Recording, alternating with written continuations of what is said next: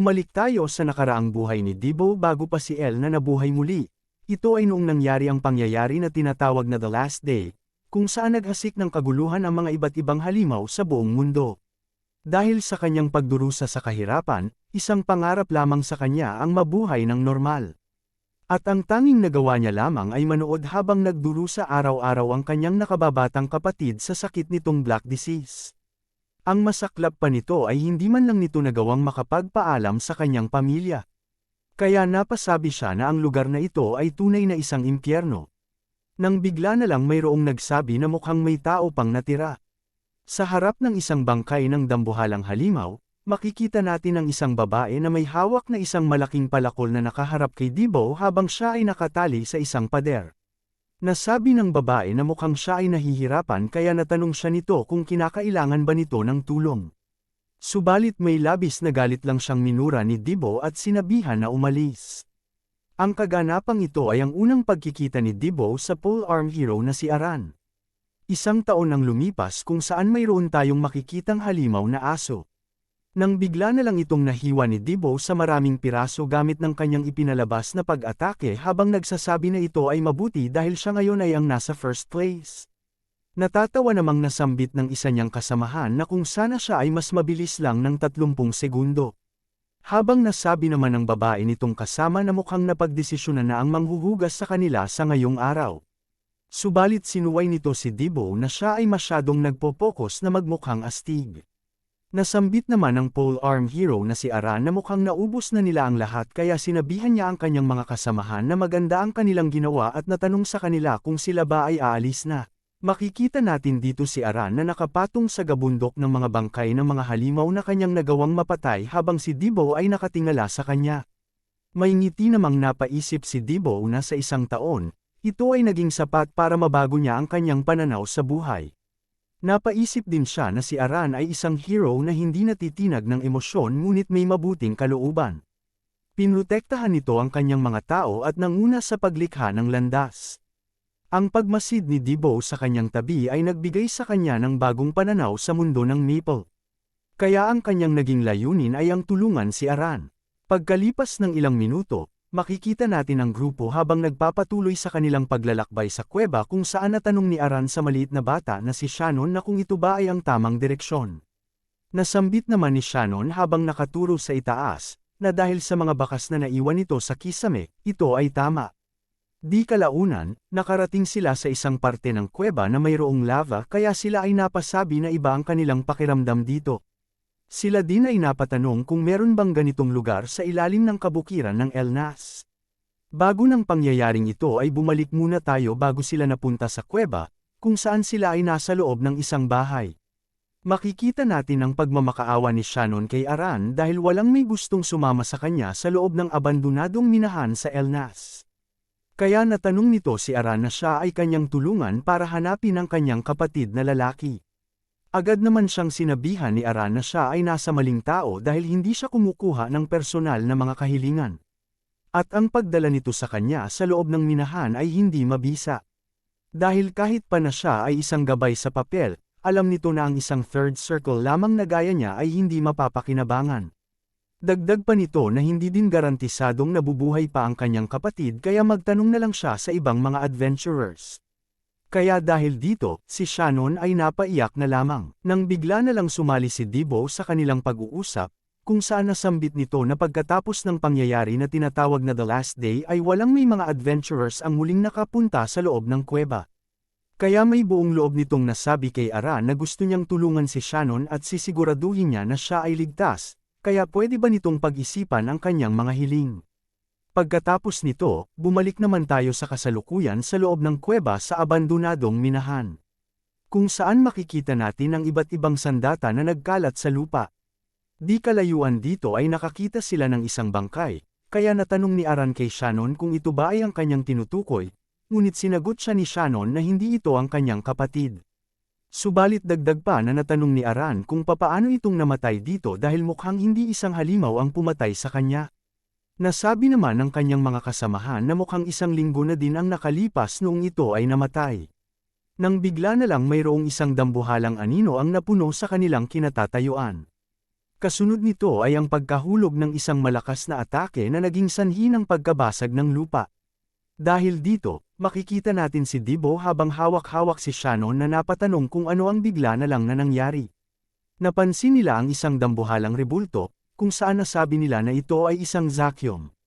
Na agad namang nagpalabas ng isa pang malakas na pag-atake gamit ng kanyang dambuhalang kamay, kaya agad na lumusob dito si Debo habang nagsasabi kay Shannon na umatras. Bigla namang may nagpalabas ng kulay asul na pag-atake. Ito ay si Aran na bigla na lang sumulpot at gumawa ng pag-counter sa kamay ng zakyom. Napasigaw naman si Aran kay Debo na kukunin nila ang kaliwa. Kaya agad na muling sumugod si Debo sa halimaw habang may ngiti sa kanyang mukha na nagsasabi na tapusin nila ito kaagad.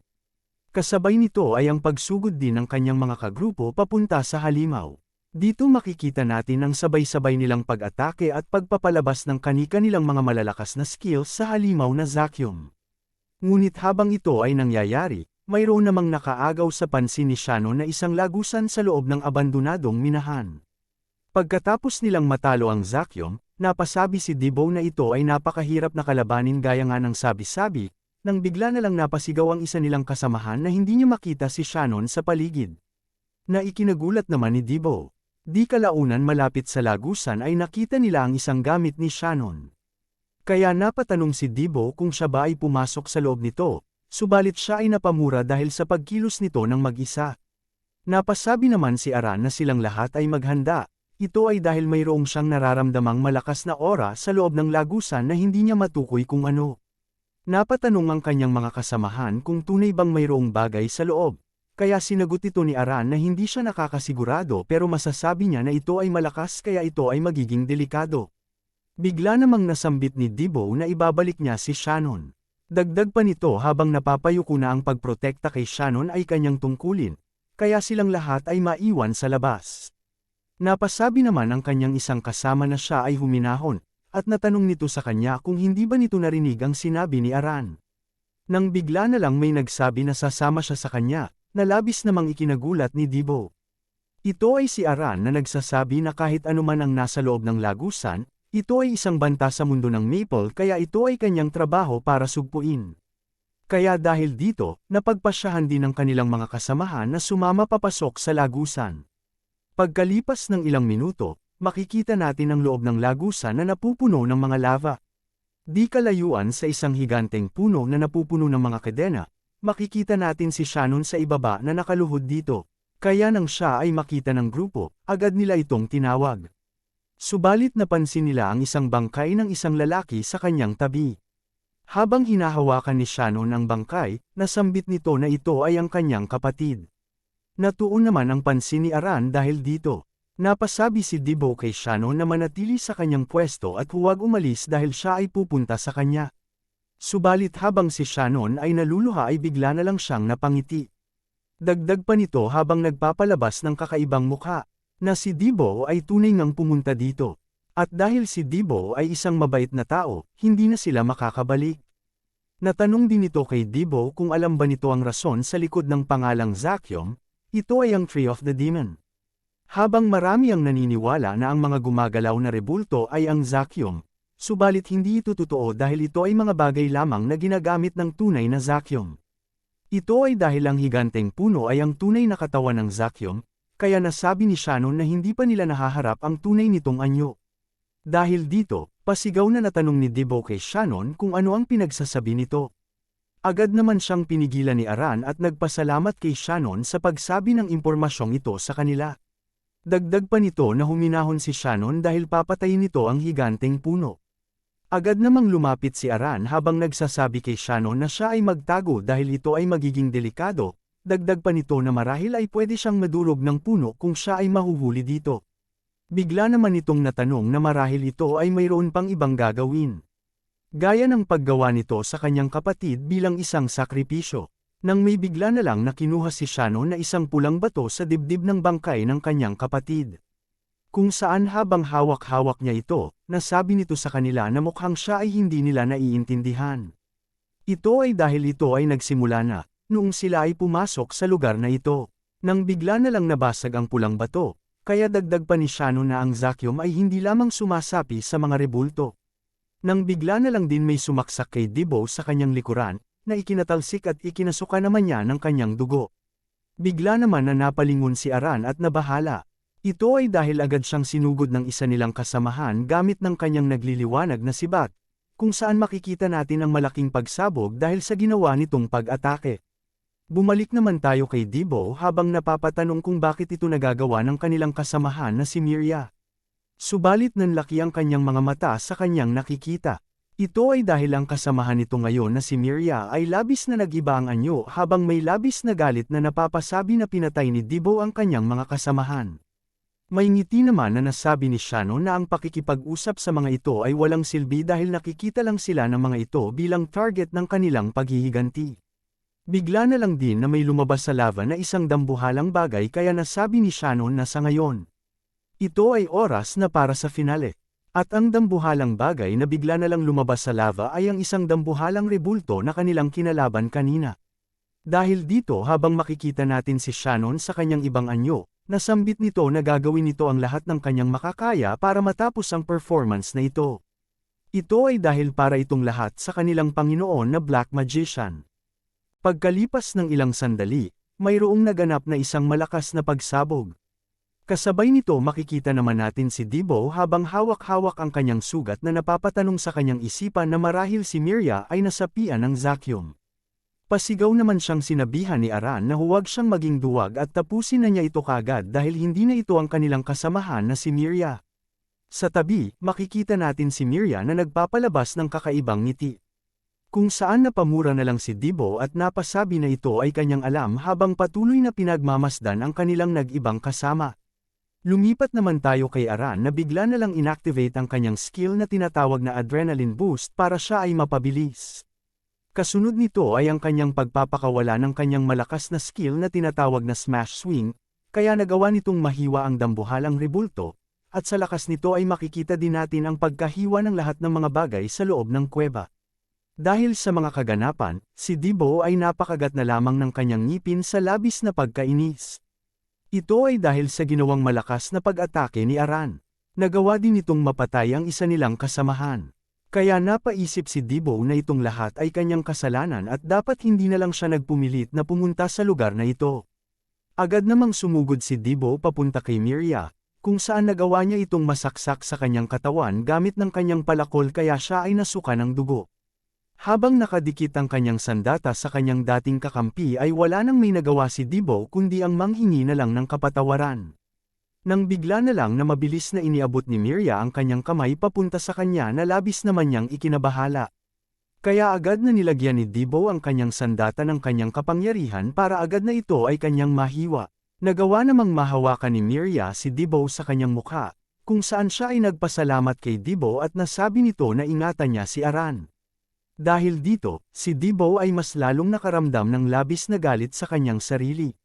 Lumipat naman tayo pabalik kay Aran habang siya ay sumusugod sa higanteng puno. Nang siya ay tuluyang makalapit dito, agad siyang nagpalabas ng kanyang malakas na skill habang nagsasabi na ito pala ang kanyang tunay na katawan.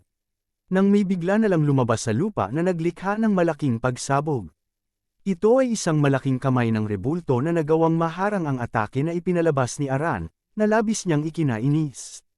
Agad namang nagpalabas ng pag-counter ang dambuhalang rebulto sa pamamagitan ng pagsuntok nito kay Aran. Subalit nagawa niyang makailag. Makikita naman natin ang biglang pagdating ni Debo habang napapasabi kay Aran na basagin nila ang bagay na ito. Kaya ang dalawa ay sabay na napasigaw ng buong lakas, kung saan agad nilang ipinalabas ang kani-kanilang malalakas na pag-atake sa pamamagitan ng paghiwa sa dambuhalang rebulto sa iba't ibang bahagi ng katawan nito. Subalit kahit na ganito ay nakagawa pa din ng pag-counter ang dambuhalang rebulto kay Debo, na agad naman niyang nagawang maharang gamit ng kanyang palakol. Habang patuloy niya itong hinaharang, siya ay napamura na lamang, nang mayroong bigla na lang sumugod papunta sa kanya. Ito ay si Shannon na hawak-hawak ang isang kutsilyo habang nagsasabi na iniaalay nito ang kanyang buhay sa kanilang Panginoon. Subalit bigla na lang siyang napahinto dahil sa biglang pagdating ni Aran na agad siyang inatake. Kung saan si Shannon ay agad namang namatay sa ginawang pag-atake nito. Dahil dito ang tanging natitira na lamang na kanilang kalaban ay ang dambuhalang rebulto. Kaya napasabi si Debo na marahil hindi papayag ang rebulto na ito ay kanilang mababasag lamang ng mabilisan. Nang bigla na lang sumakit ang ulo ni Debo, nagbibigay senyales na siya ay sinasapian na din ng Zakyom. Ang pangyayaring ito ay labis na ikinabahala ni Aran. Dahil naman dito, si Debo ay napasigaw kay Aran na dapat niya na itong patayin at siya ay magmadali dahil baka makagawa siya ng isang bagay na kanyang pagsisisihan. Kaya walang may nagawa si Aran kundi ang mapahigpit ng pagkakahawak sa kanyang sandata habang napapamura at napapasabi na siya ay patawarin ni Debo. Dahil dito, si Debo ay napangiti na lamang dahil sa kanyang pagtatapos. Napaisip din siya na ito ay mas magandang wakas at marahil ito ay ang kanyang parusa sa kanyang naiisip na mga kalokohan. Siya ay nanghingi na lang ng kapatawaran sa lahat at napasigaw na magmadali si Aran. Subalit tuluyan siyang nasapian ng Zakyom, kaya bigla na lang nitong nakita ang kanyang nakababatang kapatid na babae na ngayon ay isang bangkay. Habang si Debo ay naghahalucinate, natanong niya kung bakit ang kanyang kapatid ay nandito at kung ano ang nangyayari. Nakita nito ang babae sa kanyang harapan na si Aran, kaya napaisip siya na marahil ito ay ang kanyang kagagawan, na labis niyang ikinagalit. Napasabi naman si Aran kay Debo na huwag siyang mag-alala dahil tatapusin niya ito kaagad. Subalit habang napupuno ng kamuhian, may labis na panggagalaiti na napasabi si Debo na dahil dinala niya dito ang kanyang kapatid, hindi niya ito mapapatawad. Nang bigla na lang inatake si Aran ng dambuhalang rebulto, subalit nagawa niyang makailag dito. Ngunit hindi pa ito nagtatapos dahil bigla na lang din sumulpot ang nasapiang si Debo sa kanyang harapan at agad siyang inatake. Nagawa namang makaiwas ni Aran dito, subalit agad lang din na nagpalabas si Debo ng kanyang kasunod na pag-atake gamit ng kanyang tuhod. Kaya agad rin na ginamit ni Aran ang kanyang kamay para ito ay maharang. Dahil dito, napaisip si Aran na ang mga pandaman ni Debo ay tunay na matalas. Kasunod nito makikita natin ang sunod-sunod na pagpapakawala ni Debo ng kanyang mga malalakas na pag-atake kay Aran habang siya ay patuloy na sumusugod. Subalit nang si Aran ay makakita ng pagkakataon, agad din siyang nagpakawala ng kanyang pag-counter. Ngunit ito ay sinalo naman ng rebulto gamit ng kanyang kamay para maprotektahan ngayon ang nasapiang si Debo. Kahit na ganoon ay bigla na lang sumulpot si Aran sa likod ni Debo. Nalabis naman niyang ikinabigla at ikinabahala kaya siya ay napalingon. Kasunod nito ay ang pagpapalabas ni Aran ng kanyang napakalakas na skill na tinatawag na Final Toss, kung saan ito ay nagpalabas ng pag-atake gamit ng mga yelo na nagawang mahiwa ang kamay ng rebulto. Kasabay nito ay nagawa din itong matamaan si Debo, na makikita natin ngayon na nakahandusay sa lupa.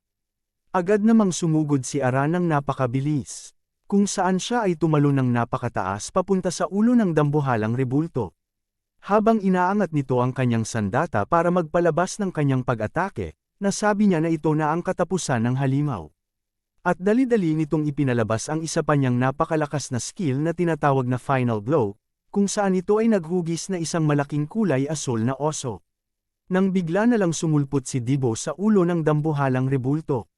At agad ding sumugod papunta kay Aran dala-dala ng kanyang palakol. Dahil dito, napakagat na lang si Aran sa kanyang ngipin sa pagkainis at napamura kay Debo. Ito ay dahil ito lang ang natatangi niyang pagkakataon kaya hindi nito pwedeng itigil ang kanyang skill. Kaya pinagpatuloy nito ang kanyang malakas na pag-atake gamit ng kanyang sandata habang napapaisip na siya ay patawarin ni Debo. Makikita naman natin ang paglabas ng isang dambuhalang kulay asul na oso na agad na inatake ang higanteng puno, kung saan ito ay kaagad na naputol. Di kalaunan pagkatapos ng mga pangyayari, makikita natin si Debo na nakabalik sa kanyang sarili habang napapasabi kung ano ang nangyari. Bigla namang napasabi si Aran habang may ngiti sa kanyang mukha na mukhang si Debo ay nakabalik na. Makikita natin si Aran na nakasandal sa isang malaking bato habang nauubusan ng dugo dahil sa nakadikit sa kanyang katawan na palakol ni Debo, nagsasabi na ito ay mabuti dahil inakala niya na siya ay aalis nang hindi nakakapagpaalam kay Debo. Dahil dito, pasigaw na natanong ni Debo kung isinakripisyo ba nito ang kanyang sarili para siya lamang ay maisagip. Habang patuloy ang panginginig ni Debo, siya ay napaangat ng kanyang kamay at napasabi na ito ay hindi maaari, dagdag pa nito na sinabihan niya si Aran na siya ay patayin kaya bakit niya itong nagawa. Ngunit nasabi lang ni Aran na 800 ang nakakaraan sila ay nabigunan ng isang beses kaya hindi na siya ang tao na makakapigil sa Black Magician. Dagdag pa nito na si Debo ay may malaking talento hindi gaya niya, at sa kanyang edad ay hindi niya ito may kukumpara sa kanyang sarili. Habang si Debo ay naluluha, siya ay napasabi na lamang na hindi ito maaari. Dagdag pa nito na hindi siya magiging kasing lakas ni Aran kahit na siya ay mabuhay pa ng panghabang buhay. Ngunit may malaking ngiti lang siyang sinagot ni Aran na iiwan na nito sa kanyang kamay ang mundo ng Maple. Habang makikita natin ang malaking pagkahiwa sa paligid kung saan nagawa nitong mahiwa ang bundok sa lakas ng kanyang pag-atake. Dagdag pa ni Aran kay Debo na paniguradong magagawa niya ito ng mahusay. Ito ay dahil siya lamang ang kanyang nag-iisang disciple. Habang napapapikit naman si Aran, nasambit nito na siya ay napapagod kaya siya ay matutulog na, kaya pilit siyang ginising ni Debo. At ganoon na lamang ay kung papaanong naisara ni Aran ang kanyang mga mata ng tuluyan. Napagpasyahan ni Debo na ipaalam ang mga pangyayari sa mga kaibigan ni Aran na mga heroes, kaya di kalaunan ay umalis din siya sa lugar na iyon. Ito ay dahil wala ding lugar para sa kanya kung wala si Aran. Ang kaganapang ito ay naging isang impyerno para sa kanya. Ito ay dahil hindi nito nagawang maprotektahan ang layunin ng kanyang buhay na bahagya lang niyang nakita.